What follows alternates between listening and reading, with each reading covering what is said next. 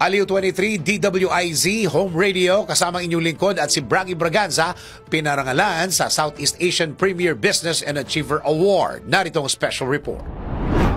Pinarangalan ng Southeast Asian Premier Business and Achiever Award ang mga istasyon ng Aliw Broadcasting Corporation kung saan tinaguri ang Outstanding AM Station of the Year ang DWIZ 882, Outstanding FM Station of the Year naman ang 97.9 Home Radio at Outstanding Broadcasting Company ang Aliw Channel 23. Kasama rin sa nabigyan ng parangal ang dalawang opisyal ng Aliw Broadcasting na sina Dennis Antenor Jr. bilang Best Radio Newscaster at si Bragi Braganza bilang Best FM Radio Personality at Outstanding Voice-Over Announcer. Ito na ang ika-4 na parangal na natanggap ng Aliw Broadcasting ngayong taon. Kaya naman nagpaabot ng pasasalamat si Atty. Macnil Rante, ang EVP and General Manager ng Aliw, sa patuloy na pagbibigay ng suporta sa kanila.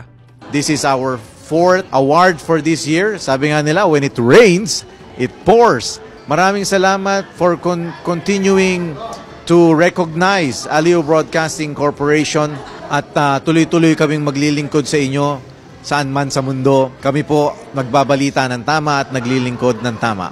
Maraming salamat po.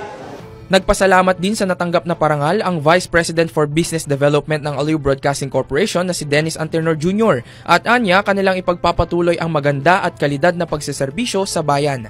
Maraming salamat of course sa mga bumubuo ng Asian Premier Business and Achiever Awards. Maraming salamat po sa award na ito.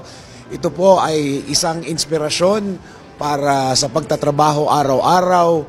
Isang karangalan pong tumanggap ng award mula po sa inyong grupo. Maraming salamat po. We appreciate this. Parang ito po talaga yung pinaka-inspirasyon kung bakit kami bumabangon sa umaga at laging nagmi-meeting para maibigay ang tamang balita at tamang paglilingkod sa sambayan ng Pilipino saan man sa mundo. Once again, from Aliw Broadcasting Corporation po, maraming salamat po sa award na ito. Nagpasalamat rin ang Network Events Manager ng Aliw Broadcasting na si Bragi Braganza sa kanyang natanggap na parangal at sa mga sumusuporta sa 97.9 Home Radio. Thank you very much po sa Southeast Asian Premier Business and Achievers Award sa pagkilala po sa aking 32nd year as a DJ and FM radio personality ngayong taon na to. So this is my award. Thank you very much. Best FM radio personality. At syempre po, sa 97.9 Home Radio naman. Thank you very much. Kami po ang Outstanding FM Radio Station of the Year. So I'd like to say congratulations to Aliw Broadcasting and Insular Broadcasting Inc.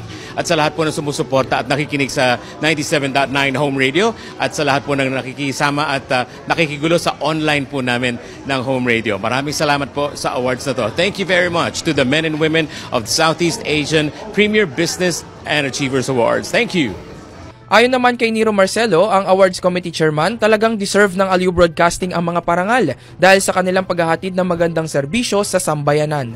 Maraming salamat po sa ating mga awardees, most especially po sa ating Aliw Channel 23 Home Radio and DWIC. Deserve nyo po ang parangal na aming naibigay po sa inyo at syempre sa serbisyo na ipinabahagi nyo sa ating mga kababayan sa pagbabalita, sa pagbibigay ng impormasyon at bibigay ng entertainment sa atin. Maraming salamat po and congratulations po sa lahat. Congratulations sa lahat ng awardee ng Southeast Asian Premier Business and Achiever Award. Para sa special report mula dito sa Winford, Manila, ako si Ralph De La Cruz, nagbabalita ng tama, naglilingkod ng tama. Taga-Aliw po kami, Aliw Broadcasting Corporation, Aliw 23 Free TV, DWIZ AM News Radio sa Metro and Mega Manila, DWIZ News FM Regional Station sa buong Pilipinas, Radyo Ronda AM Radio Network sa buong Pilipinas, at Home Radio 97.9 sa buong Metro and Mega Manila. I-like po natin at i-follow ang lahat ng Aliw Broadcasting Corporation's digital station accounts. Maraming salamat po.